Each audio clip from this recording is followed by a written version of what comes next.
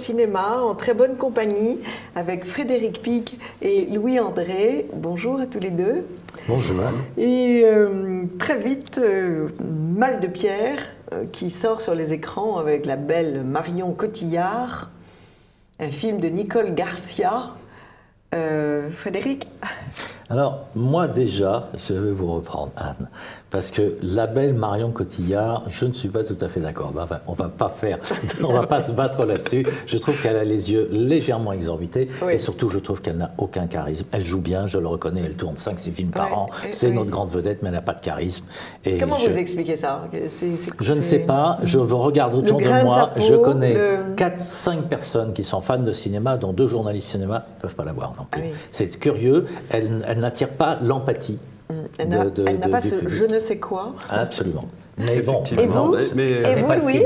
Oui, tout à fait. Je serais plutôt d'accord, à ceci près que je la trouve quand même pas si mal finalement dans Mal de pierre. Dans actrice, elle est bonne actrice. Oui, mais alors physiquement, effectivement, au niveau du charisme, là, oui, ça serait un peu le charisme d'un poulpe. Ouais. Oh, peut-être pas quand même. Mais est-ce que vous n'avez pas l'impression que les actrices sont choisies aujourd'hui en fonction de leur petit côté, je dirais, ordinaire, et qu'une fille qui aurait un vrai charisme aurait du mal à percer, tellement le vrai charisme est, j'ai envie de dire, une cause d'inégalité, vous voyez. Oui, non, mais le charisme est assez rare, parce que vous prenez, il y a même une fille qui est assez moche, Soko, qui à mon avis risque de faire une petite carrière intéressante, parce qu'elle a une personnalité, j'ai l'impression qu'elle est fade, je la trouve fade. Et bon, alors Mal de pierre. Je trouve que Nicole Garcia serait, du coup, c'est très intéressant de mettre Nicole Garcia et Marion Cotillard sur le même plan. C'est très intéressant. Nicole Garcia, voilà, une femme absolument superbe,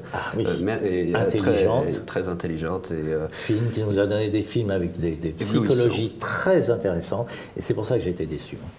Alors, Mal de pierre, donc vous avez été déçu, vous vous êtes ennuyé avec cette histoire. Moi, je me suis un peu ennuyé. Quelle est l'histoire? L'histoire, c'est une jeune femme à la campagne qui se cherche dans les années 50, il me semble. Hein, c'est assez flou, mais effectivement, on peut supposer que c'est autour de 50. En pleine campagne, elle est un peu le démon de midi avant l'heure, parce qu'elle cherche un homme, mais enfin, c'est un petit peu la femelle en chaleur, entre guillemets. Et les parents la donnent à un ouvrier. Oui, alors on les fait épouser un ouvrier agricole, un ouvrier maçon, un charmant ouvrier, mais elle met une condition, c'est-à-dire qu'il ne faut pas qu'il la touche, grosso modo, quelque chose comme ça. Enfin bref, pratique. Non, c'est pas très pratique. Bon, tout ça, pour moi, ça fait un peu roman de gare, parce qu'à la fin, elle rencontre un blessé d'Indochine quand elle part pour se faire soigner dans une genre sanatorium. Oui. Et puis elle tombe follement amoureuse, on a l'impression que, elle est complètement déjantée pour moi. Et le personnage n'est pas intéressant pour moi. Voilà, moi je le ressens comme ça. Le personnage ne m'intéresse pas, son histoire ne m'intéresse pas. Donc c'est difficile. Je vous avouerai que j'ai lu l'histoire et que je suis dans le même état d'esprit. Alors maintenant, ceci étant, Nicole Garcia s'est maniée la caméra. Je trouve quand même qu'il y a pas mal d'images sombres au début. Est-ce que c'est voulu ? Une très belle course-poursuite, enfin une course dans la nuit, effectivement assez belle finalement. Une belle photo, et puis elle sait faire de la mise en scène. J'ai trouvé, malgré effectivement, on pourrait dire oui effectivement que l'histoire est un petit peu pauvre, pas très exaltante, mais c'est peut-être aussi ce que cherchait Nicole Garcia. Et je trouve les images d'abord absolument sublimes, de la Provence ou même à la toute fin la Catalogne. Et finalement, cette histoire est assez intéressante tout de même, dans la mesure où les personnages principaux, vraiment, où on voit Marion Cotillard et Louis Garrel, moi je m'attendais à voir Louis Garrel dans le rôle de José, celui qui va la voir, pas du tout, il est d'ailleurs tout à fait dans son élément, et finalement reflète parfaitement un personnage très fade, et finalement de papier. Ce sont 2 êtres de papier que nous avons devant nous, ancrés ou jetés dans un monde très réel et très dur parfois. Et finalement, j'ai trouvé le décalage assez intéressant, peut-être un petit peu lourd par moments, c'est vrai, avec des longueurs, mais finalement, j'ai quand même été touché par... Deux avis. Il y a pas mal de gens qui l'ont aimé, ce film, il faut reconnaître. Deux de toute avis. façon, Mais comme Nicole Garcia a du talent, et je pense qu'elle n'a pas raté son film. C'est ce qu'elle voulait nous montrer. Je pense et aussi. moi, je pense que ce qu'elle me montre ne m'intéresse pas beaucoup. Voilà. Bon, on reste sur cette phrase-là, parce que vous nous apportez beaucoup de trésors, et donc il faut écluser nos trésors. Un deuxième film, Laurent Louis-André donc Olli Mäki, c'est un film finlandais, donc de Juho Kuosmanen, sur la boxe. Alors je ne savais absolument pas qui était Olli Mäki, donc boxeur dans les années 60, et en fait c'est aussi une romance. Parler de Mal de Pierre, c'est en fait un film extrêmement touchant, très beau, filmé en noir et blanc, très sobre et pas du tout axé sur des thématiques. Moi je m'attendais un petit peu à un remake de Raging Bull en noir et blanc en plus, et pas du tout. Il y a une scène de boxe qui dure vraiment 2 minutes, même pas. Tout public Oh oui, tout public. C'est une romance, pourquoi la boxe? C'est une romance parce que c'est justement ce personnage d'Olli Mäki que personne ne connaît, qui est un parfait inconnu et qui finalement est une sorte de héros ordinaire, comme aiment le dire certains, mais qui, dans ce film-là, est vraiment très bien cerné. Et il y a une scène très touchante à la fin, toute fin, où l'on voit Olli Mäki et sa femme qui apparaissent.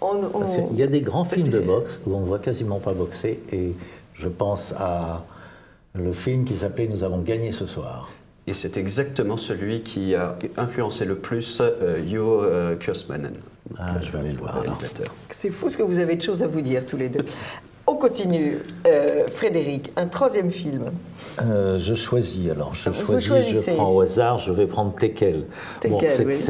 C'est un petit film, ça n'a pas grand intérêt, si ce n'est de revoir, c'est vrai, à l'écran, Danny DeVito, qui a quand même eu son heure de gloire il y a une vingtaine d'années dans les films de mafieux, etc., qui est un nain, il doit faire quoi, 1m40, un petit peu culbuto. Il était drôle à l'époque, s'il avait un abattage comme les Italiens, puis vraiment, on aurait dit le mimimatium. Et non, mais ce que j'ai aimé, parce que bon, ça se laisse regarder, ça n'a pas grand intérêt, c'est l'histoire d'un Tekel qui change de propriétaire, donc vous, mode propriétaire. Mais lui, ce qui est intéressant, c'est qu'il fait plus grand-chose à l'heure actuelle, il joue le rôle de quelqu'un qui est professeur de cinéma dans une école, qui est nullissime, qui cherche à réaliser des films ou à produire, je me souviens plus. Bon, c'est un raté total dans le film. Et alors, je me demande si on l'a pris, pourquoi, vraiment, ça c'est curieux. Mais surtout, il y a une petite phrase qui est drôle, c'est qu'à un moment, on parle d'un Tekel, et on vous parle d'un chien qui était un affreux Jojo, qui était balafré, dégueulasse, etc., et qui violait les chiennes, et il violait même les écureuils. Et il s'appelle Mohamed. C'est ce qu'ils disent dans le film. J'ai trouvé que c'était quand même sous le coup de la loi. Vous tombez sous le coup de la loi. Ça m'a beaucoup fait rire, donc je vais dire l'anecdote. Et Deepwater, Frédéric. Alors Deepwater, c'est eau profonde. Oui, c'est un film catastrophe, comme savent les faire les Américains. Sur les plateformes pétrolières. Oui, Edward Zwick, c'est en fait l'histoire véritable de la plateforme pétrolière qui a brûlé en 2010. Ça a été une des plus grandes marées noires dans le golfe du Mexique, absolument. C'est un portrait à charge des propriétaires. Oui, mais pas. Je veux dire, c'est pas un film militant. C'est effectivement, on montre que ils font tout pour gagner du temps, etc. Il y a des mesures. Et qui laissent crever les gens. Non, pas tout à fait. Mais ce que je veux dire, s'il y a eu cet accident, c'est parce qu'il y a eu des choses de sécurité. Ils ont dit bon, on passe un peu dessus, etc., etc. C'est bien fait, comme tous ces films américains. On voit la première période. Alors ça, c'est classique aussi dans la famille. Pour le héros, on les voit avec leur famille, etc. Puis ensuite sur la plateforme. Donc on voit un petit peu comment fonctionne une plateforme, on voit tous ces hommes qui y travaillent, ensuite on voit l'accident, etc., etc. C'est bien fait. C'est bien fait, c'est Mark Wahlberg qui joue le rôle principal, il est bon, voilà, sans plus, il est bon. Et ce que j'ai aimé aussi, c'est que les Américains savent le faire aussi, c'est qu'à la fin, ils mettent les photos de tous ceux qui sont morts, avec un hommage, etc. Ils savent le faire, je trouve que c'est pas mal non plus. Non, c'est un bon film, on l'oublie après, mais bon, voilà. Film classique. Film souvenir. Un grand film que vous êtes allé voir et que vous nous conseillez, c'est le nouveau film de Mel Gibson, Tu ne tueras point. Qui va sortir le 9 novembre. Alors, tu ne tueras point, alors Mel Gibson, qui pour moi est un très grand réalisateur. Il ne faut pas oublier qu'il avait fait les derniers Mayas, enfin la chute des Mayas, si on veut, entre guillemets, avec Apocalypto. Il avait fait Braveheart, qui est magnifique, et puis La Passion du Christ, qui était quand même tourné en araméen. Enfin, il avait fait quelque chose d'extraordinaire. Il a été énormément critiqué. On sait, il est critiqué parce qu'il montre qu'il est catholique, qu'il le dit, il l'affirme. Donc il a été très critiqué partout. Dans l'Amérique aujourd'hui. Dans tous les milieux de Hollywood. Dans le milieu du cinéma catholique, c'est pas bien du tout. Il prend un autre sujet qui est intéressant, c'est quelque chose d'historique. C'est-à-dire, pendant la Deuxième Guerre mondiale, il y a un jeune qui s'appelait Desmond Doss, donc c'est son vrai nom, qui était un adventiste, donc qui ne voulait pas travailler le samedi, qui était religieux à 200%, qui ne voulait absolument pas porter un fusil, etc. Bref, il veut s'engager dans l'armée comme infirmier plutôt. Oui. Il veut s'engager dans l'armée comme infirmier, donc il s'engage. Mais quand il s'agit de faire ses classes, il refuse de tenir un fusil. Donc ça va très haut, on va presque en corps martial, mais dans la Constitution américaine, ça c'est exact, il y a quelqu'un qui l'avait soulevé, qu'ils avaient le droit de ne pas... Enfin bref, il réussit à faire ses classes, etc. Il part au feu, et à ce moment-là, vous avez... Ça dure 2h16 contre les Japonais, Okinawa. Ça dure 2h16, vous avez au moins 1h16 de combat. Ça me rappelle, c'est pas à mettre devant tous les yeux. Pas aux familles. Parce que alors là, le débarquement qu'avait fait sauver le soldat Ryan, c'est du pipi de chat à côté. C'est rien. Non, là, vraiment, on voyait les gens éclater, les jambes, les machins, les Japonais. C'est tel que ça s'est passé, parce qu'il y avait une grande falaise qu'ils ont montée. Ils ont été décimés à 98%, ils sont descendus par les filets, et lui est resté là-haut et a sauvé des dizaines de personnes.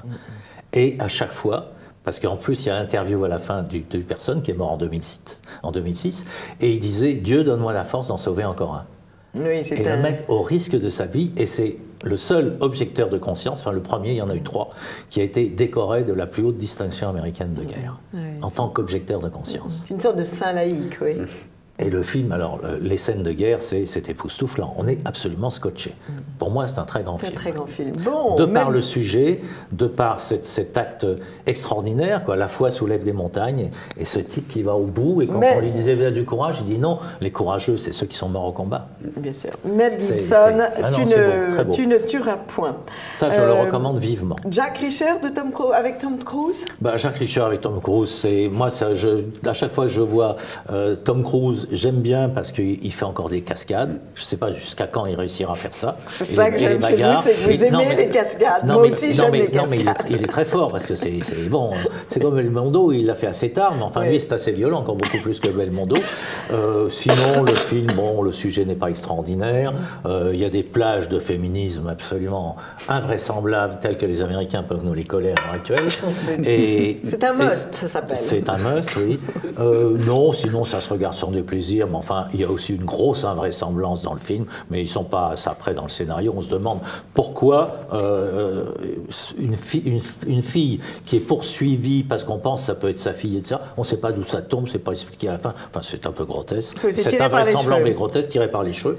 Et on regrette la saga Mission Impossible. Mais pour ceux qui aiment l'action, allez le voir. Bon. Une fois que vous êtes sorti, vous prenez un café et vous avez totalement oublié le film. Bon, comme Louis-André, vous avez beaucoup aimé Le voyage à travers le cinéma français de Bertrand Tavernier. Oui, alors je crois que Louis-André en a déjà parlé, donc je rajoute, surrajoute en disant qu'effectivement, c'est long, ça dure 3 heures. Moi, je dirais, il faut être cinéphile quand même, mais il nous explique pourquoi il aime des metteurs en scène. Il n'a pas de langue de bois. C'est ça qui est intéressant. J'aime beaucoup Tavernier, encore un gaucho, mais je l'aime. Dans le cinéma, il a fait des belles choses, il comprend le cinéma, c'est un adorateur du cinéma. Il nous parle de Gabin, il nous parle des metteurs en scène connus, du Vivier, etc. Et il dit, par exemple, je ne sais plus la scène, mais il dit, bon, c'est telle actrice qui j'ai joué, c'est celle-là qui j'ai joué. Elle est nulle dans le film, quoi. Alors qu'on n'entend jamais ça. Tout le monde est beau, tout le monde est gentil dans le cinéma. Donc c'est intéressant. C'est dans la scène avec. C'est un film de Duvivier ou un film de Duvivier, il me semble, et c'est avec Louis Jouvet, il me semble que c'est à ce moment-là qu'il dit que. Pour la gueule d'atmosphère, n'était pas du tout pressenti, mais finalement, c'est parfaitement passé. Mais... Il me semble que c'était je me souviens plus. En tout cas, c'est intéressant. Et alors, l'anecdote, je ne sais pas si on avait parlé, qui m'avait fait rire aussi, de Jean Gabin, parce qu'on les voit qui parlent aussi, les interviews, etc. Et Jean Gabin, qui, à 37 ans, avait quitté la France pour aller se réfugier en Amérique, enfin pour aller tourner là-bas, parce qu'il n'avait pas envie de se... pas résistant tout de suite, il n'avait pas envie de subir les Allemands. Et puis ensuite, il s'est engagé dans les troupes françaises libres pour aider à libérer la France, et il dit, mais moi, vous comprenez, j'avais un contrat, donc j'ai été obligé de résilier mon contrat, donc j'ai payé. Donc je suis le seul Français à avoir payé pour aller dans la résistance. Et personne ne m'en a été gré, surtout le grand, là, vous savez, le lapin des Flandres. Il y a des choses comme ça qui sont assez drôles, mais enfin, c'est vraiment presque des leçons de cinéma, c'est très intéressant. Bon. Il y a son début, et il nous explique pourquoi il aime ça. Ça me fait penser un petit peu aussi à Scorsese sur le cinéma italien. Le voyage à travers le cinéma américain. L'italien Scorsese, oui. On n'a pas parlé de Moi, Daniel Black. Ah oui, Moi, Daniel Black de Ken Loach, qui a eu le Grand Prix à Cannes. Oui. Alors disons tout de suite qu'on ne peut pas dire que ça mérite un Grand Prix, je ne sais pas ce qu'il y avait à côté, je ne vais plus à Cannes. C'est quand même un cinéma, on le sait, très militant social, il est à fond à gauche, mais il fait des films très intéressants et très bien vus. Alors c'est l'histoire tout simplement en Angleterre de quelqu'un d'une soixantaine d'années, non un petit peu moins, 55 ans, qui est malade, il est malade du cœur, donc son médecin lui dit qu'il faut prendre du repos, il n'a plus de boulot, donc il est malade du cœur, il n'a plus de boulot, il n'y a plus rien, et il se retrouve face au Pôle emploi, qui est, il paraît que c'est comme ça en Angleterre, qui est quelque chose de totalement froid, glacial, indifférent. Alors, le mec, on lui dit, mais alors si vous faites pas ça, on vous coupe les vivres, alors il faut chercher de l'emploi, alors vous êtes obligé de faire ça sur Internet. Il dit, moi, j'ai jamais eu Internet, je sais pas m'en servir, etc., c'est pas notre problème. Enfin, tout est comme ça, et c'est vrai qu'on est pris, et on se dit, si on était à la place de ce pauvre, un sans-dents, dirait François Hollande, on ne sait pas comment on s'en sortirait. Non, c'est bien fait, c'est prenant quand même. Oui, okay, non, c'est prenant, c'est bien fait. Et tout, vous vouliez nous rendre hommage à 3 personnes. Il y a eu un hommage à Vajda. Ah ben oui, un hommage, simplement dire qu'on a perdu un grand metteur en scène, qui commençait par un film comme Canal en noir et blanc, ça remonte déjà à pas mal de temps, qui était la lutte des Polonais contre les nazis au début, ça s'appelle Canal parce que ça se passe dans les souterrains de Varsovie, c'est un très beau film. Et puis ça se termine avec le film à la gloire de Lech Walesa. Lech Walesa. Et surtout, ça passe pour moi, le plus beau pour moi, c'est Katyn. Alors, qui a été évidemment totalement boycotté en France, puisqu'il est sorti dans 2 ou 3 salles. Il a attendu 1 an et demi. Ça a été terrible pour sortir, personne ne voulait sortir. Mais on n'imagine pas à quel point le circuit de distribution est encore communiste. J'ai vu hier soir sur Arte une émission, un document, un film de Philippe Rothman sur les brigades internationales. Mais on l'a entièrement vu du côté communiste. C'est une brigade internationale. Il y avait des écrivains, mais il n'y avait aucun autre écrivain que des écrivains rouges. C'est quand même une vision d'une partialité inouïe. Alors, il n'a pas pu éviter de dire qu'il y a eu quand même 7000 religieux tués par les Rouges. Il n'a pas pu ne pas dire, ça c'était très honnête, que les soviétiques, le Parti communiste, a éliminé les gens du POUM, les anarchistes espagnols. Oui, c'était les liquidations. Ils n'étaient pas dans la ligne du parti. Non, mais on ne va pas refaire la guerre d'Espagne. Mais on était quand même effarés qu'en 2016, un document aussi partial... avec un monument aux morts qui est inauguré à la gare d'Austerlitz aux brigades internationales qui, rappelons-le, ont maintenant le statut d'anciens combattants. Grâce à M. Chirac. Grâce à M. Chirac. Bon, ceci étant, donc Katyn, pour moi, c'est un film extraordinaire. Alors Katyn, bon, les gens doivent savoir que c'est entre 10 et 15 000, on pense 12, 13 000 officiers polonais qui ont été mis le long des fosses et une balle dans la nuque. Ça, c'était les méthodes communistes. Ces mêmes communistes donc, qui ont fait ce crime de guerre, mais qui, bon, je ne veux pas me lancer là-dedans, mais qui étaient à Nuremberg pour juger les autres crimes de guerre. C'est-à-dire les criminels juger les criminels, c'est quand même assez hallucinant. Bref, toujours est-il que le film est remarquable remarquablement fait. Et évidemment, il ne faut pas rappeler les crimes communistes, donc il n'a pas eu de circuit de distribution. C'est pas pour ça qu'il faut le prendre. Je pense qu'il est en DVD, et moi je recommande aux gens, c'est un film à garder dans une vidéothèque, superbe. Parce que c'est remarquablement Chaque image fait. Cette image est belle, l'histoire est belle, ça n'est pas manichéen, ça montre un fait. Et c'est vraiment un très très beau film. Donc malheureusement, il faut le compléter par la lecture du Nuremberg, Terre promise de Maurice Bardèche, qui vient d'être réédité aux éditions Contre-Culture, pour compléter votre propos. Alors donc Vajda malheureusement nous a quittés, et je pense que c'est un grand, donc je pense qu'il y aura, je crois sur Arte il doit faire des choses sur Vajda, je pense qu'ils vont passer des films. Alors il y en a un autre aussi, j'ai eu l'occasion de croiser et que j'aimais beaucoup, c'est Monsieur Pierre Tchernia, j'ai croisé sur parce que c'était quand même un homme de télévision, un homme de cinéma qui a fait 2-3 films, enfin 3 ou 4 je crois, dont Le Viager qui était assez drôle, et surtout c'est un homme qui adorait le cinéma, qui connaissait très bien le cinéma, sa fameuse émission sur le cinéma. Et c'était un homme de grande culture, et je me souviens quand je parlais avec lui, ça remonte déjà un certain temps, il disait déjà que la décadence de la télévision par rapport à ce qui se passait avec les grands comme Igor Barrère et tous ces gens-là, etc. Qu'est-ce qu'il dirait maintenant en écoutant Monsieur Hanouna? Bref, sûr. Donc voilà, je trouve ça dommage, c'est une perte aussi. Et puis il y a Pierre Etex aussi. Qui était un homme qui a fait 7 films, si mes souvenirs sont bons, dont j'en ai vu que 2, je crois, Le Soupirant à Yo-Yo, qui était parmi ses meilleurs, qui a une petite musique bien à lui, qui a eu énormément de mal. Alors, je vous conseille de regarder, parce qu'ils sont sortis en DVD il y a quelques années, ou il y a 2 ans, une chose comme ça, parce que quand je l'avais vu, il me disait « ça va sortir », mais il y avait un problème de droit. Donc pour ça que ça a duré très très longtemps. Et voilà, c'est intéressant. Pierre Etex, c'est un petit coin dans le cinéma français qui est intéressant. Mais qui est plein de charme et d'intelligence. Plein de charme, mais c'était un homme intelligent, courtois, un homme assez remarquable, oui. Voilà, mais ça, il y a toute une génération qui va partir et qui est partie, il y en aura d'autres. Mais Dieu merci, nous avons les DVD. Et oui, nous avons les DVD. Merci beaucoup à tous les deux. Alors je voudrais juste quand même, parce qu'il y a quelque chose. Alors le voyage à travers le cinéma français, vous pouvez le voir, je pense encore sûrement. Alors, allez avenue des Gobelins pour ceux qui sont à Paris, où vous avez le cinéma Les Fauvettes, où ils reprennent que des films, des grands films ou des tranches de films. En ce moment, c'est Coluche, on dit ce qu'on veut, remasterisé. C'est un cinéma superbe pour ceux qui aiment le cinéma. Et aussi, vous avez Frédéric aussi, et vous avez aussi à l'avenue des Gobelins la fondation Pathé Seydoux. Très bien.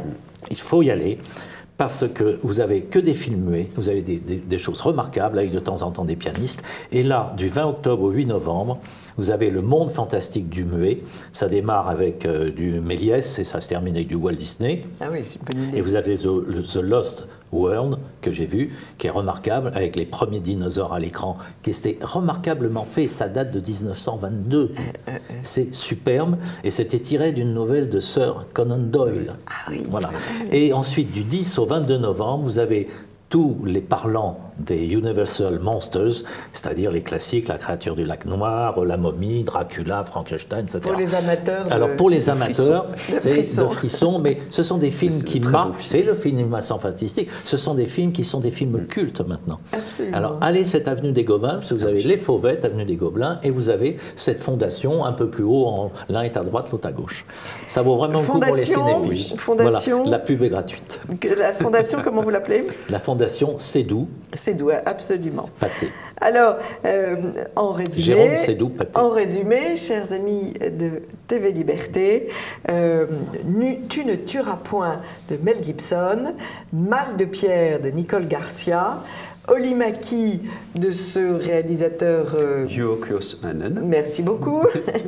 Et Voyage à travers le cinéma français avec l'aval de Juste 15 secondes, j'ai oublié le meilleur film de l'année. Oui. Allez voir Brice 3.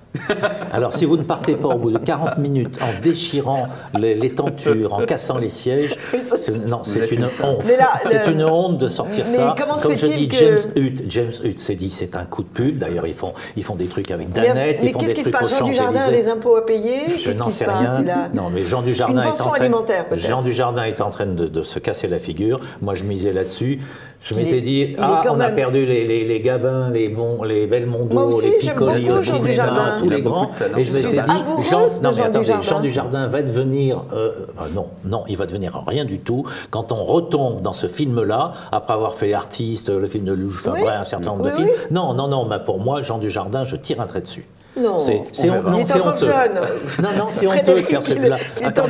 Attendez, faire des choses pareilles. Oui, c'est curieux. Regardez Gabin, au même âge, il a quel âge? 40 et quelques. Oui. Hein, regardez Gabin, Belmondo, Delon, Piccoli. Frédéric, il n'est pas dans le même environnement. Qu'est-ce qui se passe aujourd'hui? Il y a une différence. Oui, non, mais il n'est pas obligé de faire une mais il a des ânerie par... Je le défends, il a des impôts à payer. Non, on s'en fout. Il n'a pas à faire une ânerie pareille. Oui, de toute façon, il ne faut pas oublier quelque chose. Il n'est peut-être pas reconnu comme un grand par les étrangers aussi, parce qu'il faut oublier quand il a des artistes, qui a beaucoup plu aux États-Unis, on avait pensé à un moment qu'on le prendrait pour faire des films. Eh bien, c'est Omar Sy qu'on a pris. Hein, et lui, il ne fait rien aux États-Unis. Alors, je pense que les États-Unis, les Américains ont du flair, ils se sont dit, il est plus que nous. C'est une baudruche. Oui, je pense. Bon. Alors, votre Mon préféré, de Jean Dujardin, oui, je l'aime beaucoup. Ça, il apparaît, je suis toute frémissante. Merci beaucoup Frédéric Pic, merci Louis-André, ami de TV Liberté, à très vite pour une autre chronique de Parole de Culture.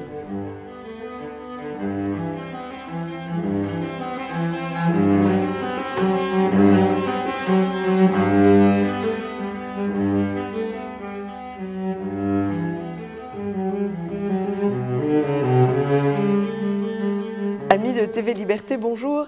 Pour cette rubrique « Je lis donc je suis », nous allons nous adresser aux petits et aux grands.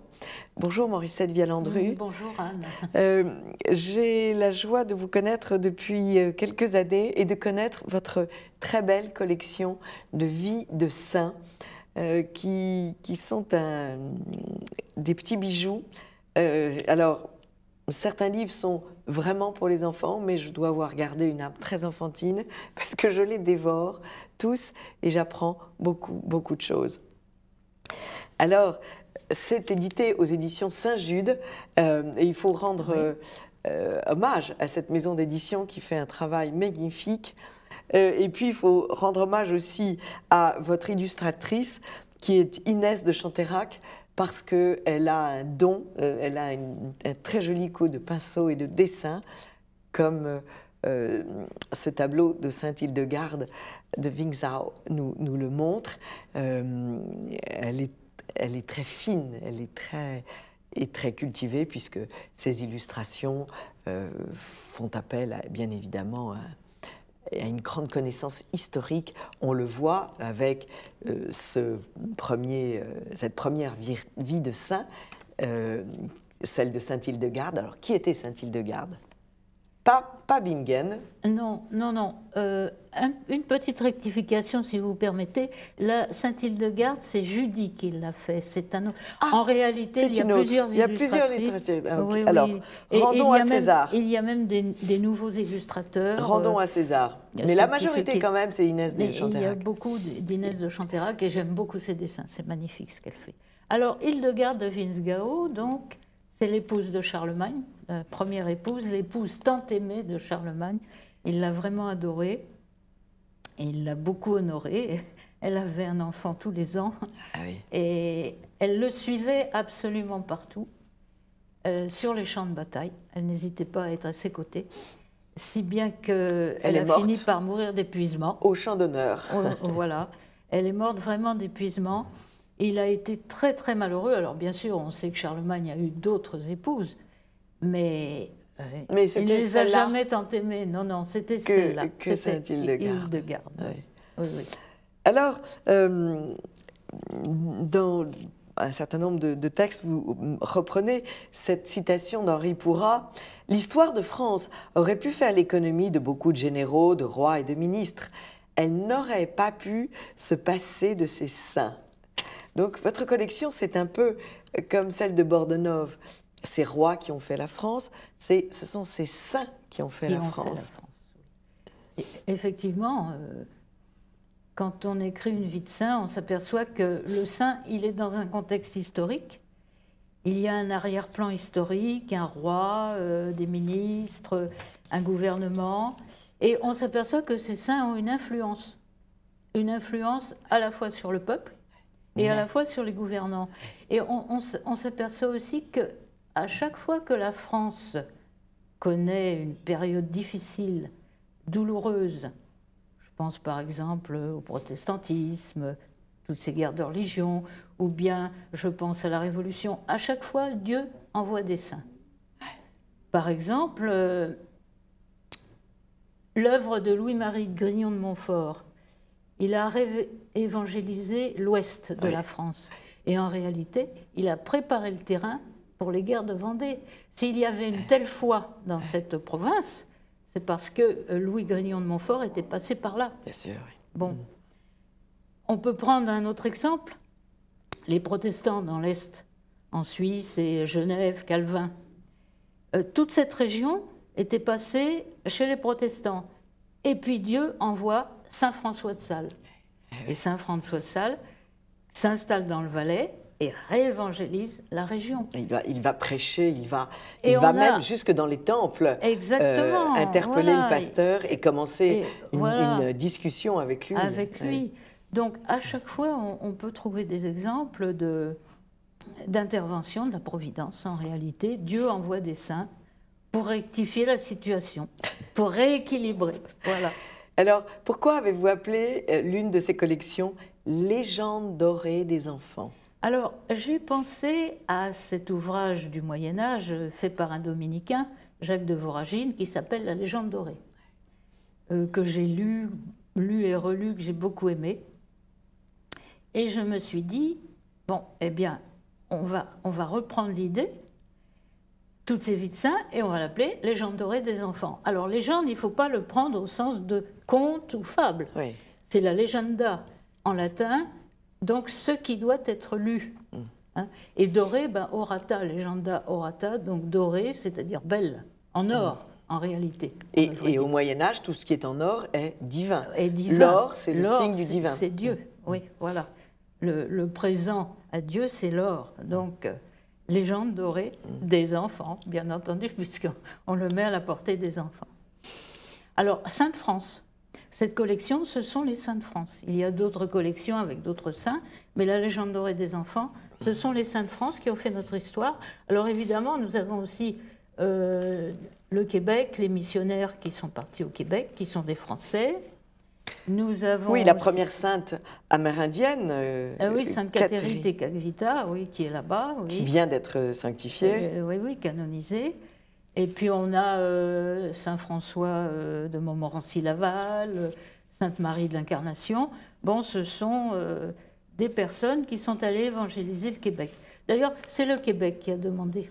Quand le Québec a vu cette collection en France, oui, ils ont demandé, le Québec a demandé. Ça ne m'étonne pas d'eux. Parce que là, la collection est commercialisée à la librairie Saint-Joseph à Québec. Et donc, ils ont demandé des saints. Oui. Ça ne m'étonne pas du tout. Sainte Ide de Boulogne, la croix et l'épée, pouvez-vous nous parler d'elle? C'est la maman de Godefroy de Bouillon. Voilà, je ne savais pas. Il faut rappeler que de toutes les façons, derrière tout grand homme, il y a une mère. Et une maman. Une mère qui, en général... Une mère très pieuse. Je pense à Sainte Alette, qui a formé Saint Bernard de Clairvaux, par exemple. Oui. Hein? Alors Sainte Ide, effectivement, oui, qui a eu 3 garçons, et on lui avait prophétisé la chose suivante, parmi vos garçons, vous aurez un comte, un roi et un chevalier du Saint-Sépulcre. Et effectivement, Godefroy de Bouillon, chevalier du Saint-Sépulcre, oui. Baudouin, premier de Jérusalem, un roi, et le comte Eustache, le 3e garçon. Donc effectivement... famille prestigieuse, une femme extrêmement dévouée aux pauvres, serviable, généreuse, bonne, qui donne tout. Elle a tellement tout donné que quand elle est morte, il lui restait juste sa chemise pour être enterrée avec. C'est tout. C'est tout ce qui lui restait. Elle a tout donné. C'est ce qui s'appelle tout donner. Tout donner. Alors, ces saints nous permettent de parcourir la France. Oui. Vous donnez une carte qui est extrêmement intéressante. C'est une géographie des saints de France. Ça permet de se promener en France et que chacun, en fonction de son point de naissance saints, ou de vacances, peut trouver le saint qui correspond à son... Et les régions réagissent, les Bretons ont réagi en nous demandant leurs 7 saints fondateurs. Alors j'ai commencé, j'ai fait Saint-Corentin, et là je viens de faire Saint-Paterne. Saint-Paterne, bien sûr. Oui, et puis on fera les 7, bien sûr. Vous répondez à la demande. Oui. Alors, il y a une autre collection que j'aime beaucoup aussi, qui est... Alors, tous ces petits livres qui coûtent 3 francs 6 sous, chers amis. 5 euros. 5 ou 4 euros même, je vous 4, signale. Oui, je sais même pas. C'est ce que j'aime chez les auteurs qui ne savent jamais le prix de leurs livres. Jamais. Et alors, ces saints sont regroupés 10 par 10 voilà, dans des petits livres. Dans des petits livres. Dans des petits livres... c'est donc 10 vies de saints pour 11 euros. Nous allons arriver au tome 5, donc il y a 50 saints. Ouais, c'est quand même fantastique. Alors, c'est une autre petite collection de l'histoire sainte. Alors là, c'est les héros de la Bible. Donc, David, Samson, la puissance de Dieu. Vous me dites que les petits garçons aiment bien. Ils s'identifient à Samson. Ils aiment beaucoup Samson, oui. Parce que Samson, qui a eu le courage donc, de supporter sa pénitence, puisqu'il avait commis un grave péché. Il avait aimé cette femme de mauvaise vie, en fait. Oui. Et il a supporté sa pénitence avec courage, et puis à la fin, il venge pour la gloire de Dieu. Il fait tomber le temple. Et donc, il rétablit les choses. Les Philistins sont écrasés, mais lui aussi, il le paye de sa vie. À tout pécheur, miséricorde. Voilà, exactement. Et alors là, on va jusqu'à la fin. Alors les prochains, Salomon, bien sûr, Daniel, Judas Maccabée. Et vous faites bien parce que, oui, Judas Maccabée. Oui, Judas Maccabée. Mais il faut se rappeler que Judas Maccabée fait partie des 9 preux. Et qu'au Moyen-Âge, les petits garçons de la noblesse apprenaient la vie des 9 preux.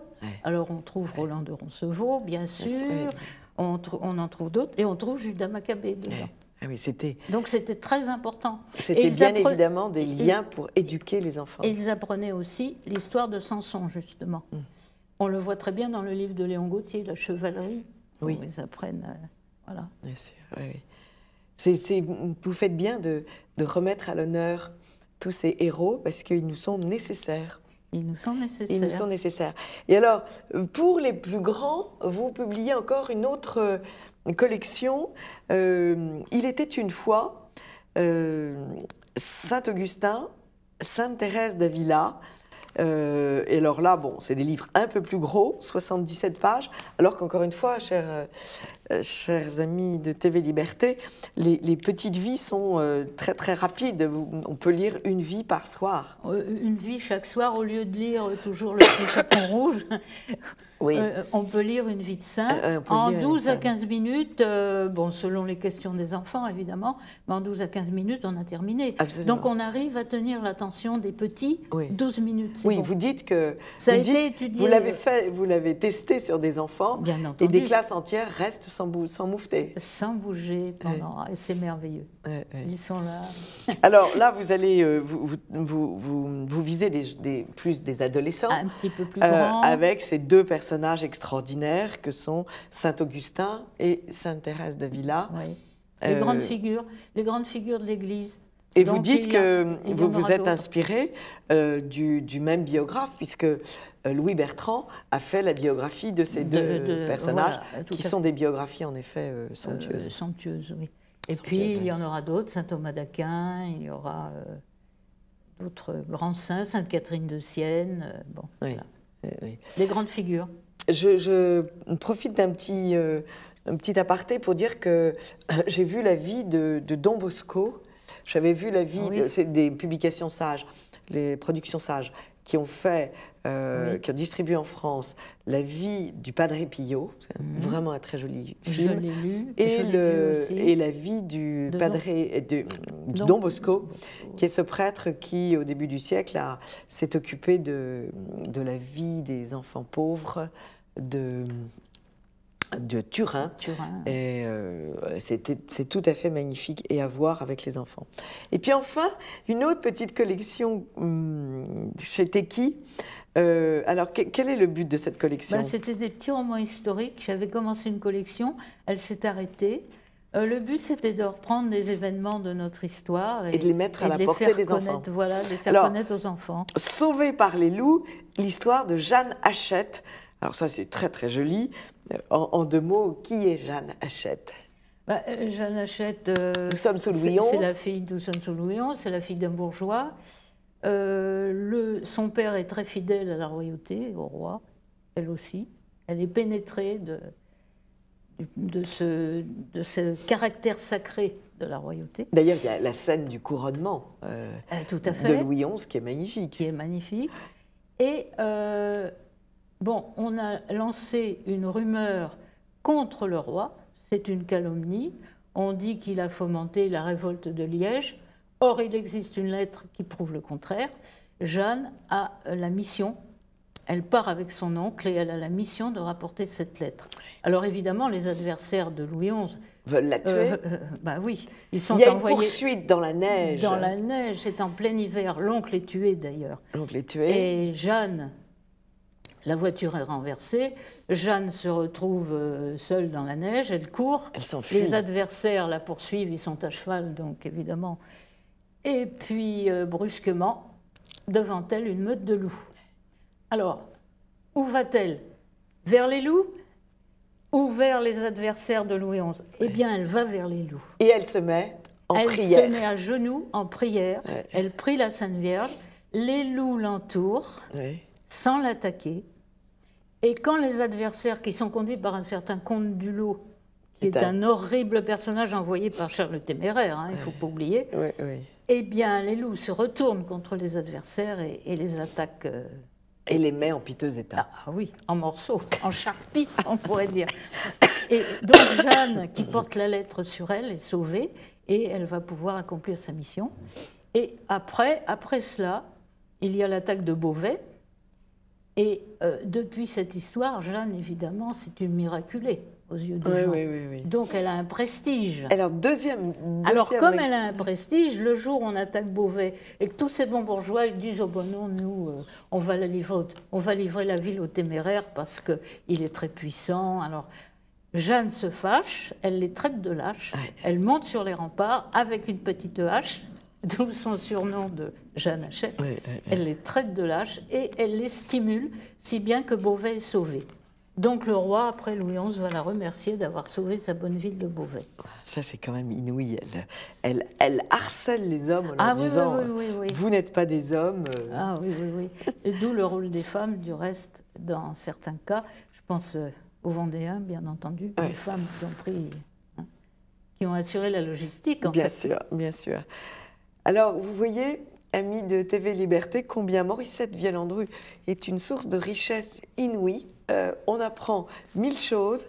Ce sont des petits livres qu'on peut mettre dans sa poche, qu'on peut mettre dans la poche des enfants quand ils partent en voyage. Tous les soirs, on peut lire. Donc, ou dans la voiture. La légende dorée des enfants, aux éditions Saint-Jude. Et toutes ces collections pour absolument tous les âges. Et puis alors, vous pouvez retrouver Morissette Vielle-Andru sur un site internet qui s'appelle 123.loisirs. Loisirs.com. Puisque c'est un site qui sélectionne les bonnes œuvres, les livres à lire pour nos enfants et petits-enfants. Voilà. Donc 123loisirs.com. Qui est présidée par Valérie Daubigny, Valérie Daubigny, voilà. Qui coordonne toute l'équipe. Voilà. Nous sommes des mamans et aussi des grands-mamans. et bon, nous nous réunissons tous les 15 jours et nous sélectionnons. Alors nous recevons des containers de livres, il y a des horreurs, des horreurs, des œuvres de perversion. C'est affolant. Ah oui, oui, ça avance bon train. Ah, et ça avance bon train. Alors on sélectionne ce qui est bon et on le met sur notre site. Alors par tranche d'âge et par rubrique. Oui, par rubrique, oui. De façon à ce que ce soit classé correctement pour que les parents s'y retrouvent. Alors il y a 2 rubriques. Il y a une rubrique pour et une rubrique à dégager. Non, on ne dit pas. Ce que vous dégagez, vous ne le soulignez pas. Très bien. Non, on élimine. On élimine. Voilà. Bon, écoutez, merci beaucoup, Morissette Villalandru, d'être venue jusque dans nos studios. Et à très vite pour refaire le point, parce que vous avez une production extrêmement active et soutenue. Et donc, je suis heureuse de vous avoir reçu et d'avoir partagé ce trésor avec les téléspectateurs de TV Liberté. À très vite pour une autre émission de Perles de Culture.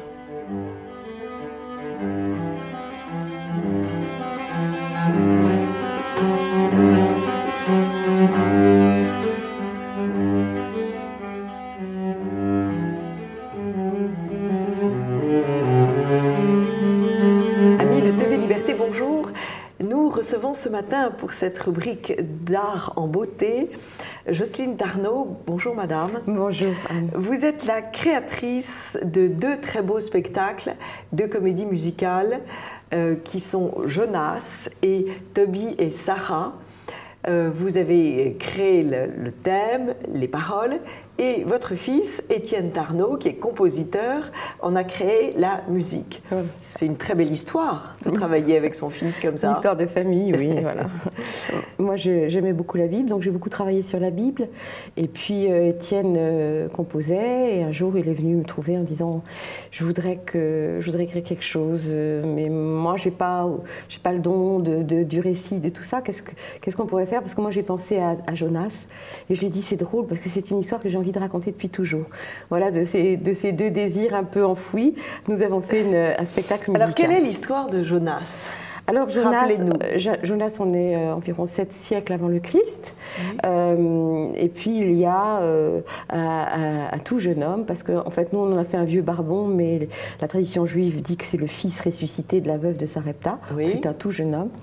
Et Dieu l'appelle à aller à Ninive. Alors, Ninive, c'est pas du tout un trou perdu, parce qu'aujourd'hui, nous savons que c'est une ville d'Irak qui fait le centre de l'actualité. Absolument, oui. C'est Mossoul. Ah oui, c'est Mossoul. Enfin, voilà. C'est Mossoul, oui. C'est une ville énorme. Et c'est la ville d'une reine.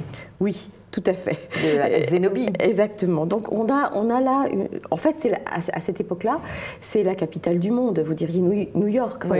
Voilà. Imaginez un petit jeune homme perdu qui est envoyé pour dire au roi de Ninive, mettons Barack Obama ou celui qui viendra, je ne sais pas, de lui dire écoute, ça ne va pas du tout, ta manière de faire, parce que en fait, c'est une ville qui est fondée sur l'exclusion, c'est-à-dire que elle est enserrée dans ses murs et elle ne veut que ce qui l'agrandit, que ce qui l'enrichit, que ce qui lui ressemble. Et donc, il vient dire que c'est pas possible. Donc, Jonas va réussir contre toute attente et à son corps défendant, parce que lui, il comptait bien que Ninive soit détruite au bout de 40 jours. Hein. Il trouvait qu'avec tout ce qu'elle était, c'était normal, mais Dieu va avoir l'élan de conversion du roi et il va pardonner à la ville. 2 siècles plus tard, Ninive a grandi en ampleur, en force. Elle tient tout le bassin méditerranéen sous sa coupe. Et là, elle a déporté Israël, tout le royaume du Nord, et 2 familles qui sont de Nephtali, tout en haut d'Israël.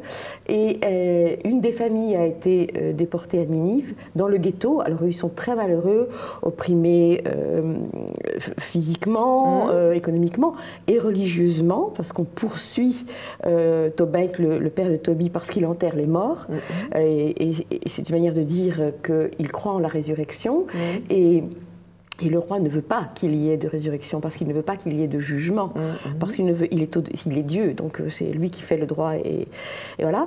Et donc ça, c'est la famille de Toby. Et de l'autre côté, à quelques centaines de kilomètres de là, en Médie, à Ecbatane, il y a un riche banquier qui lui aussi a été déporté et qui a une fille unique qui s'appelle Sarah, qui est très belle. Elle est tellement belle qu'un démon s'est amouraché d'elle et tue ses prétendants les uns après les autres. Oui, elle a eu 7 prétendants. Voilà, qui sont morts sur le seuil de la chambre nuptiale. Donc devant ces deux malheurs et la prière de Tobey devenu aveugle alors qu'il a enterré à mort le jour de la Pentecôte au risque de sa vie, et pour toute récompense il est devenu aveugle, imaginez.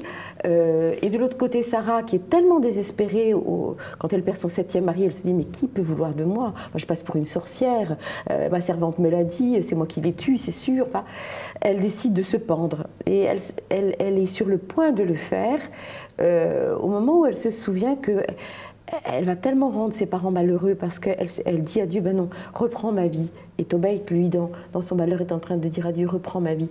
Et de ces deux abandons, de ces deux désespoirs, Dieu va faire un bonheur parce qu'il va envoyer l'ange Raphaël, l'ange guérisseur, qui va nouer ces deux destins. Tobey est promis de toute éternité à Sarah et Sarah.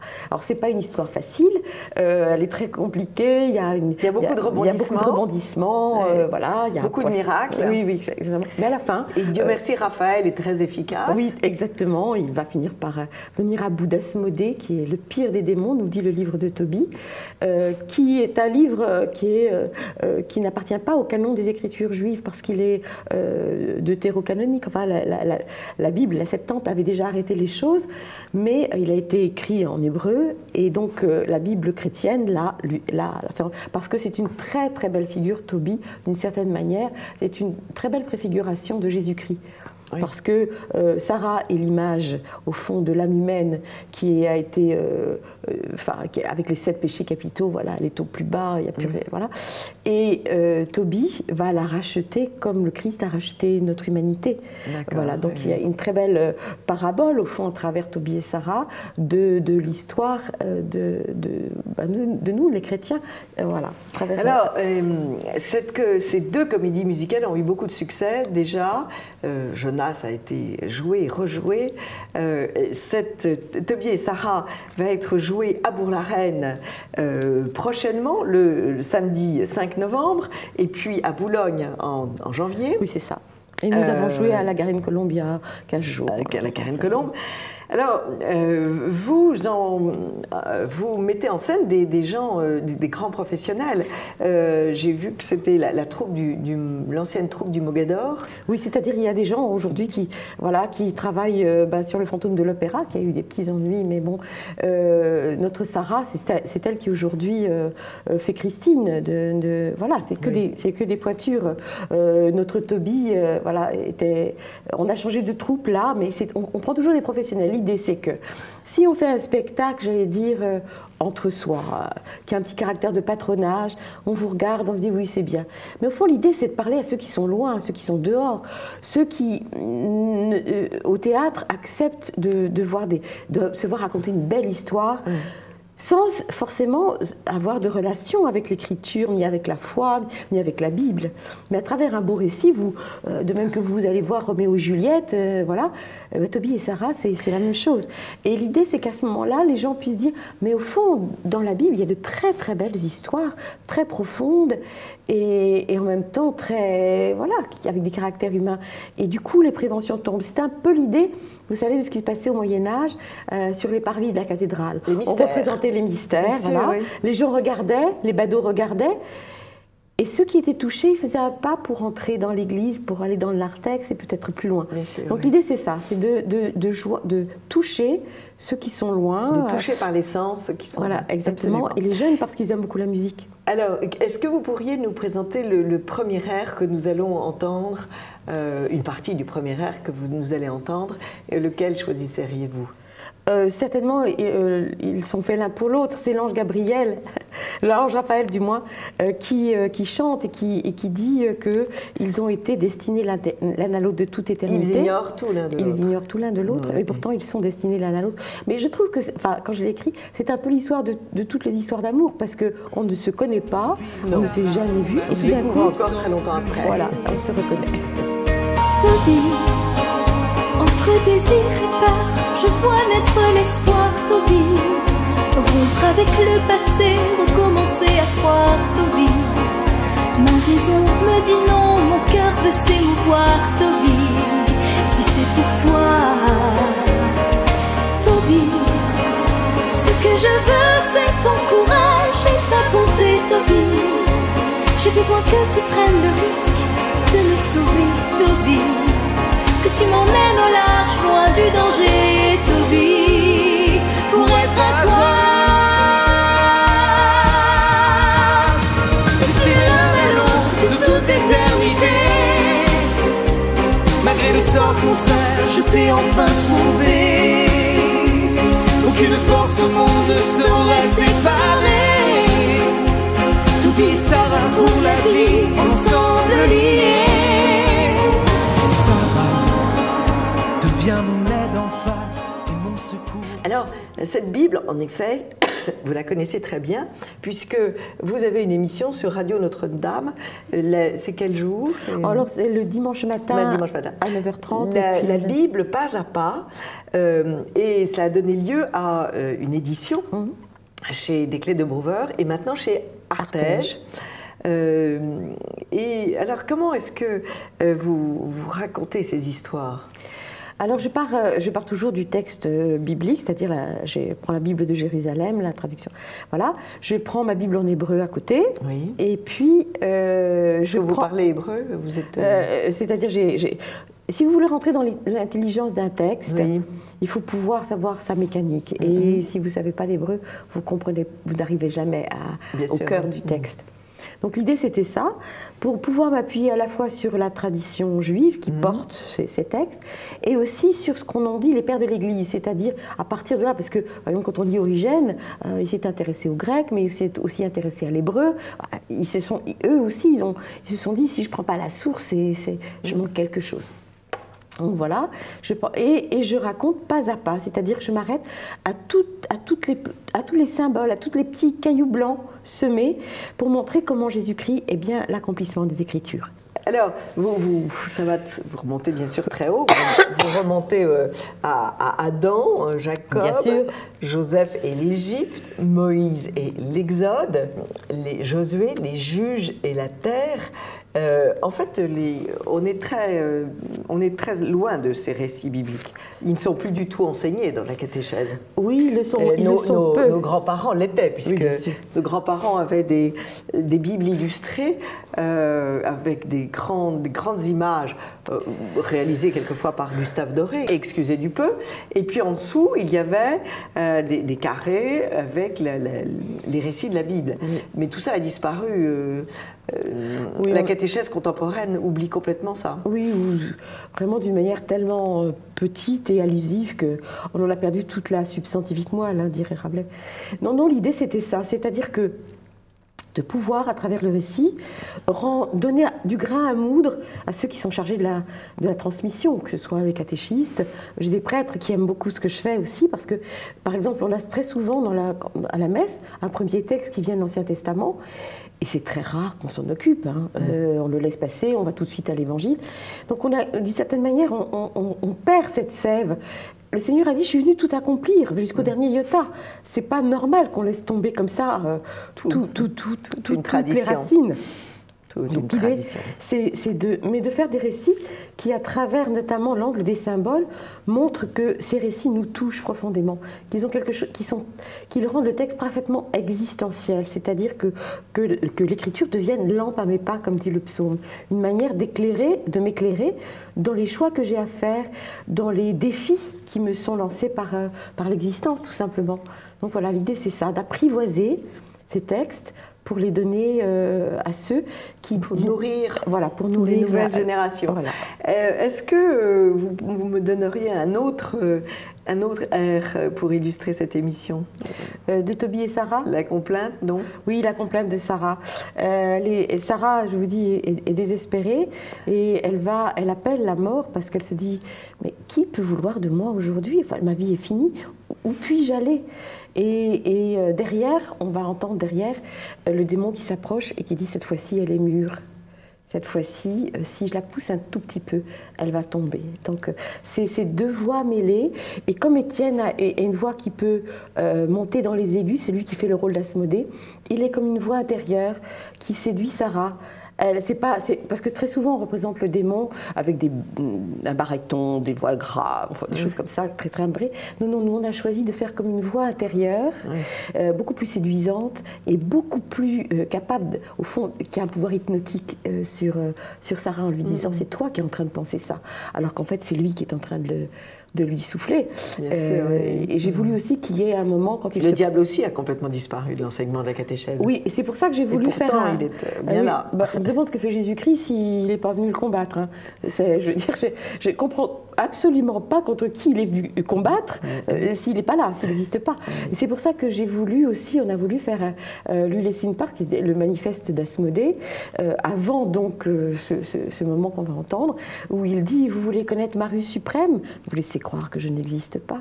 Je vous laisse, chers téléspectateurs, écouter cette complainte de Sarah. Je suis condamnée à faire souffrir. Qui pourrait m'aimer sans me maudire? Je suis si accablée, je veux appeler la mort. Qu'elle vienne sans tarder, ce sera mon réconfort. Aimer, tu l'es toujours par Asmodée.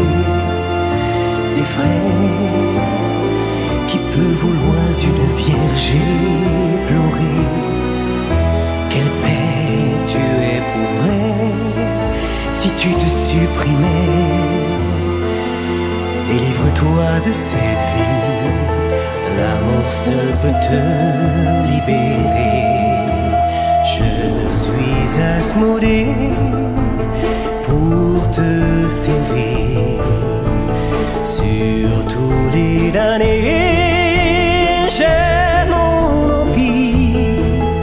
Si tu es accablé, que tu appelles la mort, je viens sans tarder, je serai ton réconfort. Et puis nous allons peut-être terminer cet entretien, chère Jocelyne Tarnot, en écoutant la bande-annonce de votre spectacle, une petite invitation pleine d'allant, parce qu'en effet, c'est un spectacle très joyeux, très enlevé, avec danse, chant et danse. Oui, oui. L'idée, c'était aussi le chien, parce que vous savez que dans Toby, il y a un chien. Oui. Et ce chien, on entend parler de lui quand ils partent avec l'ange, et le chien suivait, nous dit la parole. Et puis, au moment où il part vers Ecbatane pour aller chercher l'argent laissé en dépôt par son père, et là, il va rencontrer Sarah. Et puis, au retour, il vient, et quand il revient, il les précède. Alors, les pères de l'Église ont vu dans ce chien qui suit, et ce chien qui arrive le premier, la figure de nous, les chrétiens, parce que nous sommes des païens, nous venons de la gentilité. Et la manière dont les Juifs souvent nous nommaient, c'était les chiens. Oui. Voilà. Donc, à cause de cette parole-là, alors j'en ai fait un vrai personnage, parce que c'est quand même un peu plombant ces deux histoires. Il y en a un qui est malheureux à mourir, voilà, et l'autre qui va se suicider. Enfin bon, c'est un peu. Et à cause de ce chien qui va apporter beaucoup de bonne humeur et permettre des coups de théâtre, parce qu'il arrive comme un chien dans un jeu de quilles, il va permettre justement tous ces rebondissements. Et donc j'ai voulu faire de l'air du chien un. Donc je voulais pas que ce soit une histoire lourde. Je voulais qu'on ait tous ces enjeux, mais qu'on soit séduit, emporté. Aussi par le rythme et la musique.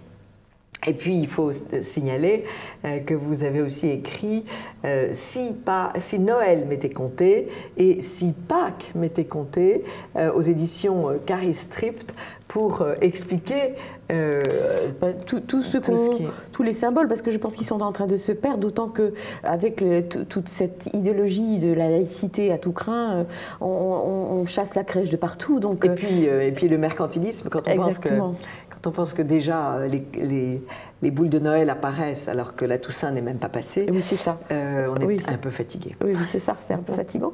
Du coup, l'idée, c'était de reprendre au fond les fondamentaux de tous ces symboles, de leur redonner leur perspective et ainsi de permettre, quand on fait l'arbre de Noël, ces moments tellement précieux en famille, qu'il y ait une véritable transmission, que ce ne soit pas simplement bon, je vais chercher l'arbre, on met les boules et puis voilà, non. Qu'il y ait à travers la crèche, toute l'explication, bien sûr. Jocelyne Tarnot, merci beaucoup pour toutes ces informations. Non, c'est moi qui vous remercie. Et ce moment de bonheur que sont vos deux comédies musicales, Jonas et Toby et Sarah, que vous pourrez donc entendre très bientôt, le 4 novembre. Non, le 5 novembre. Le 5 novembre, le samedi 5 novembre à 17h. À Bourg-la-Reine. À Bourg-la-Reine. Et en janvier, mais vous avez en janvier à Boulogne, mais vous avez un site internet. Oui. On va sur Toby et Sarah. Et on a toutes les informations. Merci beaucoup, Jocelyne Tarnot. Merci, Anne. Et bravo. Amis de TV Liberté, à très vite pour une autre émission de Perles de Culture. Tu es pour moi ce dont je n'osais rêver. Tu es pour moi. Les maris sont tous morts le soir même des noces, à peine entrés dans la chambre nuptiale. Toby, entre désir et peur, je vois naître l'espoir, Toby. Rompre avec le passé, recommencer à croire. Au secours, Toby! Toby! Entrez! Sur les berges du Tigre, auprès d'un feu de camp, un monstre si terrible comme un poisson. Ils y sont tous restés. Et moi, j'échapperai à la loi des séries. Qui pourrait m'aimer sans me dire? Je suis si accablée, je veux appeler la mort. Qu'elle vienne sans tarder, ce sera mon réconfort. Aimer, tu l'es toujours par Asmodée. C'est vrai, qui peut vouloir d'une vierge éplorée. C'est ta mère qui va être contente, hein. Oui, organiser un 8e mariage en pleine nuit. Elle va adorer. Partir, bâtir ailleurs un avenir. Partir, oublier les larmes et sourire. Partir, c'est mourir un peu mais pour vivre. Partir, quitter ses repères, être libre. Partir, bâtir ailleurs un avenir.